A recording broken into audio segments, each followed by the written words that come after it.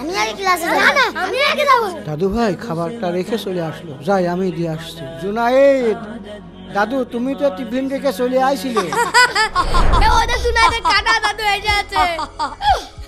দাও খাবার দাও। তোমাকে বলিনি আমার স্কুলে আসবে না, আমার বন্ধুদের সামনে অপমান করে দিলে তো। আরে কানা দাদু এসেছে। হয়েছে শান্তি, এখন যাও। আরে আল্লাহ, আচ্ছা আমি যাই। দাদু আজকে থেকে আমার স্কুলে খবরদার যাবা না, আর আমার বন্ধুদের সামনে তো কখনোই যাবা না, তা না হলে আমি বাড়ি ছেড়ে চলে যাব।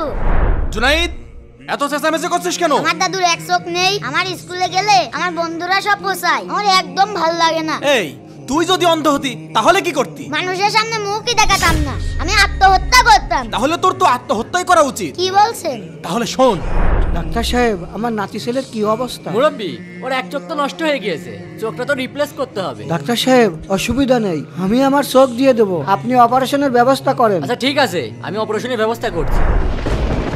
দাদু তুমি আমাকে মাফ করে দাও, আমি বুঝতে পারিনি। বন্ধুরা দাদুর মনে কখনো কষ্ট দিবে না, আর কারা কারা দাদুকে ভালোবাসো এক্ষুনি কমেন্ট করো।